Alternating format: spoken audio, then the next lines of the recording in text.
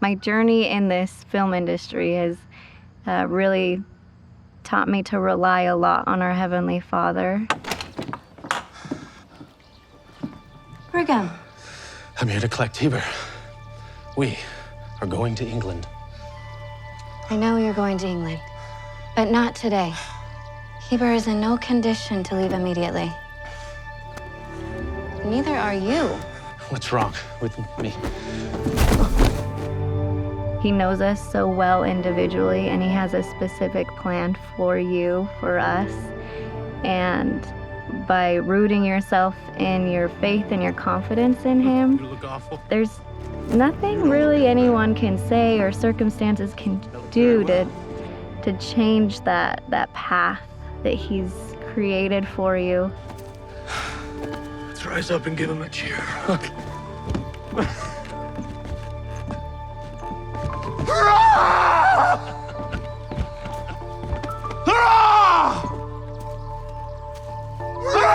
For Israel!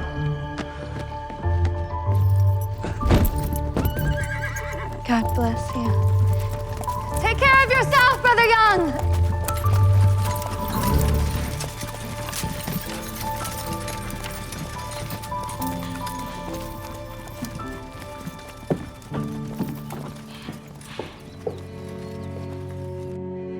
Members of the Church of Jesus Christ of Latter-day Saints represent a faith practiced by millions, a faith which has also inspired its share of controversy. I think if you look at Brigham Young's whole life, well, it's a conundrum. I'm Camery Bagley-Fox, and together with John Wilson and Professor Daniel Peterson, we work to uncover unexpected twists in the character of a man that we thought we already knew.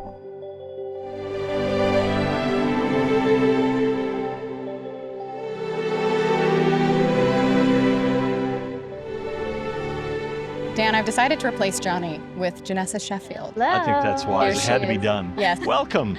Welcome. Glad you could come. Thank you. I'm very excited to be here. I'll do my best to fill in as Johnny. You'll do just You'll be fine. great. Yeah. Yeah, it's been really fascinating. I didn't know all that much about Brigham Young when I got brought onto this project, and it's been so interesting to understand more of all of who he was, right? It's been really enlightening, and it's been puzzling. Puzzling. Yeah, kind of all of it. Brigham's not a clean-cut, easy to dissect character. You know, he's very forceful in some aspects and very kind and gentle in others. And so it's just been really, really interesting to get to know the whole of who he was. Yeah. That's one of the reasons we brought you here. The Daughters of the Utah Pioneers is an old organization. It's been around since 1901. The building itself is celebrating its 75th anniversary. But they've been collecting materials, artifacts, documents, diaries, journals, all those sorts of things about the early pioneer period. This will help us to flesh out the story, what happened after those events in 1844. Well, it sounds like an adventure. I think it will be.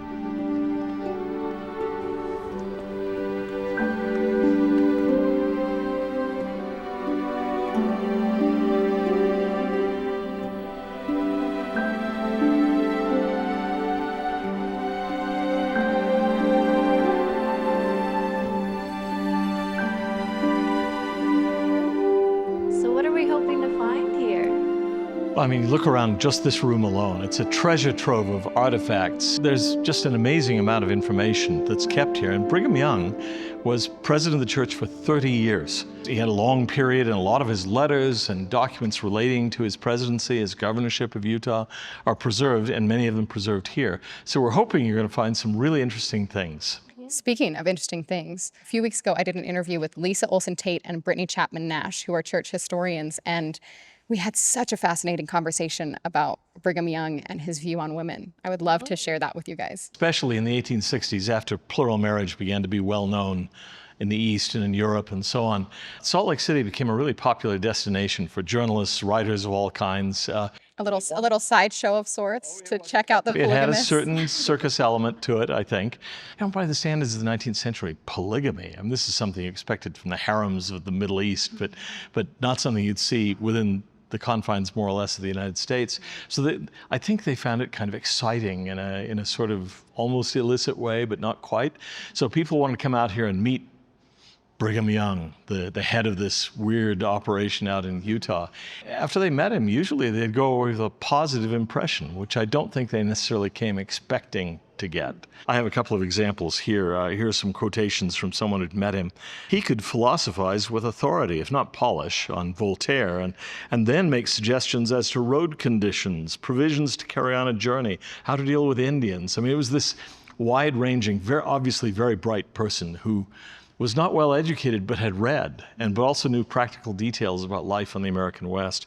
And I love this one from Artemis Ward, who visited Utah and met Brigham in his 60s and described him this way. He noted his sandy hair, the clear, sharp eyes, the hard, firmly set lips, the robust health, pleasant face, and jolly manner.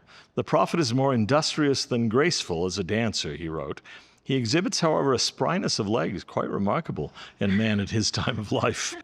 I think it's interesting in all the things you just read about Brigham Young, it seems like they are back and forth. Yeah. They're like firm set lips, but jolly manner. He's very much two different sides of the same person all the time. And that's what we're trying to understand. But seeing Brigham Young in his 60s dancing, I would have loved to have seen that. Don't we wish we had some video of that? But in the meantime, have at it. Okay. Thank you. I'm excited. Yes. Oh, come check this out. I do not wish to complain of you without a cause, but at prayer time lately, I have noticed that one has been visiting, another has gone to see Mary, and another to see Emily. My family will acknowledge that my time is precious to me as theirs is to them. When the time appointed for our family devotion and prayer comes, I am expected to be there, and no public business, no matter how important, has been able to influence me to forego the fulfillment of this sacred duty, which I owe to you, to myself, and to God. My counsel, which I expect you to receive kindly, is to be home by 6:30 each evening, so as to be ready to bow down before the Lord to make acknowledgments to him for his kindness and mercy and long-suffering towards us. Your strict attendance to my wishes in this respect will give joy to the heart of your husband and father. What do you think? I'm curious to hear your thoughts, because to me this kind of paints a picture of Brigham as I've come to know him. But I don't know that I would have always seen it that way. So what are your thoughts on this letter? I think that it's interesting that he just didn't have a family council and address this in person. Right. He wrote it out. It was a permanent document. And I kind of seemed strategic on his end. To put it in ink, to say Yeah. this is important to me and I need it to be important to you. Yeah. Yeah. For generation to generation to generation, or whoever else might come across it, like, this is a big deal. Yeah. Brother Brigham had some non-negotiables, and getting together at the end of the day with his family to say family prayer, no matter how busy, that's just something you don't slide on. Yeah. And I think that's great counsel as mothers with how busy we are. Sure. To kind of make sure that the gospel is getting incorporated into the daily life. Yeah. One thing I like in here that comes up again and again with Brigham Young is kind of the opposites that you see here. I hear in the verbiage his directness as well as his parenting with love. That he was a strict parent, and that was known of the Brigham Young household. It's like they were expected to uphold a certain standard. But all of his kids talk about how he was a loving father, and he talks about wanting to parent with love. But you see the kind of side by side here where he says, I expect you to receive kindly. That he's like, you better take this the way I mean it, which is with love. And where he says, your strict attendance to my wishes in this respect will give joy to the heart of your husband and father. I just think it's kind of illustrative of who Brigham Young is as a human, that he's not just one of those sides, he's both of them. Mm-hmm. Thank you for being here. It's always exciting to me when I get to interview women, and I get two at once, which never happens. So I'm really excited to have you guys here. Will you guys just introduce yourself? I'm Brittany Chapman Nash. I work at the Church History Department. I'm a historian there. And I'm Lisa Olsen Tait, and I'm the managing historian for women's history at the Church History Department. Love that. I'm so excited. There are a lot of opinions on Brigham Young's viewpoints on women and interactions with women. Obviously, the church has come a long way from where it was in the 1840s, and the world has come a long way from there. But we still see a lot of those things affecting women's daily lives, right? And so I think it's interesting to analyze Brigham Young from that point of view as well. We know that a lot of his views were pretty traditional. Were there ways in which his views of women's roles and responsibilities differed from the world at large? Do you want to start? Sure, I'll start. Brigham Young is a traditionalist. That's how I would describe him. And within his context in the United States, which was largely a Christian society at the time, I think he believed very much in 1 Corinthians, the Christ is the head of man, man is the head of woman, which many would agree with at that time. And so I think he quite literally lived that out, believing that men were the leaders in their homes, the leaders at church, the leaders within their communities. As Brittany has talked about, this paradigm of what we call male headship was the structuring paradigm that everybody understood and believed in. And so I don't know how to say this any other way, but they just don't really think of women as full human beings in the way that we do today. They don't think about women having, a full agency and a full personhood in the way that we do today. And that doesn't have to be overly oppressive or negative, but it is just the fact of the world that they live in. And even women internalize this. Mm-hmm. Everybody knows this is the way society works. It was just an unspoken, it wasn't even articulated because it was so embedded. In fact, when it starts to be articulated, when you start to see them making comments, that's an indication that there's some kind of pressure or questions coming up on what has been invisible and what has been just accepted as the norm. I think it's important to place Brigham Young there to begin with in the early days of the church. Brigham Young's views about women evolved over time. And so I think that's really important to understand. Again, with that traditional view and structure that they're all coming from, it takes some time and different circumstances for him to start seeing, we're trying to build this community here. We're trying to have all of these economic initiatives and trying to be our own people. And he starts to understand that women can make really important contributions in that effort. Probably, let's just be honest, in large part from living in a house full of females. Right. So I'd never really thought of the fact that Brigham Young lived in a household that was predominantly female. And I think that must have shaped his viewpoints in a lot of ways, because not only did he have more daughters than sons, but he's also living in the household with his wives as well, right? And my guess is that even back then, they weren't afraid to speak up. Right. One of the things we also talked about in the interview was how the plural marriage situation led women to step into these roles that were predominantly male, because their husbands might be tending to other families, and so they couldn't just sit around waiting for their husbands to do stuff. They had to kind of step in and take charge. You're referring to the daily realities of farming, raising cattle, getting food on the table, even creating shelter. Yeah, and I think while there are positives and negatives to the plural marriage situation, there were opportunities that these women had to lead the household in ways that they maybe wouldn't have otherwise while their husbands were away, tending to their other families or dealing with various responsibilities that these women kind of became the real heads of the household. Do you think that Brigham Young recognized that? Do you think that changed his views on women's abilities? I feel like it would have had to, right? I mean, if he's living so closely with so many women, I'm sure he was aware of the ways that they were stepping in and taking responsibility.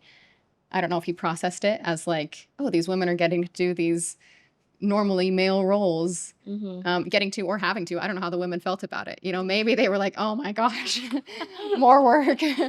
Like when I think about the Saints as they first came to Utah, I kind of think about like everybody being in plural marriages, which actually wasn't the case. It was only like 20 to 30% of them that were in these plural marriages. But that still really affected the community at large because it changed that dynamic, right? Yeah, particularly if the women did speak up. Do we know if that was the case at all? Yeah, I mean, we know at least with several of his wives that they were pretty outspoken. We see Eliza R. Snow a lot throughout history, reestablishing the Relief Society and being very, very forward with her views. And I'm sure she wasn't the only one of his wives that was that way. So I'm sure some of his wives were very subdued. It's not like that goes for everybody, but for sure there was stuff within the living situations that were positive as well as negative sometimes. I'd love to share more of that interview with you. Yes, please. I'm just curious because it's like one of Brigham Young's legacies, right? If you think of Brigham Young, you think of polygamy. How did that affect the lives of the women and children? So I think it was transformative. At that period, you needed to be connected to a man to succeed, to have a smooth economic and legal and social life. It helped to be connected to a man, either as a husband, Father, brother, yeah. So all of those connections were essential. Women's rights were wrapped up in their relationship with men. And so in Utah, because of that system that was set up, a woman had to have legal rights of her own because she was often managing a household with a husband who was not there. And so we see an expansion of women's rights and their right to own property. If there was divorce, to have maternal custody of children, which did not always occur elsewhere in the United States. So polygamy was an important element that established sort of the way that women could move in society with a bit more freedom. One of the ironies of that, right, is that there is kind of this expansion in property rights and availability of divorce and everything, but it's all kind of in service of preserving the polygamous system. Right. And so it was necessary. There's a lot of paradoxes Right. there Yeah. with the way that it played out. I would love to hear a little more about the living situations. I don't know a ton about that. The Beehive House is the official residence. Brigham Young's actual living quarters are there. And there's one wife, Lucy Decker, who lives in the Beehive House. She has 10 children, and she's kind of the keeper of this official residence. And then the other wives and children, again, not all, but most of them are going to live in the Lion House. And Brigham Young will come there for meals, especially for what they called dinner, which was the midday meal, often for breakfast as well. They could have as many as 50 or 80 people sit down to a meal. It was a tightly run ship, and the wives had different assignments, you could say, different stewardships, helping to keep the household running. Aunt Twiss, as they call her, is the captain of the kitchen, and she keeps everything going. And Lucy Bigelow keeps the big prayer room clean and does the dusting and cleaning there. So they kind of divide up the labor among the wives. But for the most part, the Lion House then is being run by women. Brigham Young is there, and everyone loves when he's there, and they defer to him, but he's not there that often or for that long. But there are a few of the wives that are especially known for their spiritual practices and their spiritual gifts. And so you have Eliza R. Snow, Zina D.H. Young, Lucy Bigelow in particular, who will get together and they'll have prayer meetings in their room. And the 3 or 4, however many of them who come, I don't know, maybe they bring their children sometimes, they will sing, they will pray, they'll speak in tongues, they'll bless and prophesy and exercise the spiritual gifts that have been such an important part of Latter-day Saint women's lives. So there's a real center of spiritual practice and power that is part of Brigham Young's families. That was really insightful. It helps me understand life, in Brigham Young's household, because majority of the saints lived outside of the valley. Right. So there was the Zion hub, and then the saints outside, which would have been pretty different culturally than being at the hub of plural marriage and all of that. And I can't imagine, a lot of these saints had just come to Zion, right, and gathered with the saints, and things were starting to settle in as a community, and living conditions were getting more comfortable, and they're probably feeling like they finally have a home, and then they're asked to just go elsewhere and spread the gospel there and establish other living communities. I think that would have been very trying. Yeah, their faith is unfathomable. Truly. Join us for our next episode where we continue our discussion on Brigham Young and women. Let me read you a quote from Brigham Young. He says, "Our young ladies should be taught business, and what do we know about it? We wish to exhibit to our community and to the world at large that we understand something about the rights of women." But he's saying this instead of having able-bodied men working in those capacities. We need them out in the fields.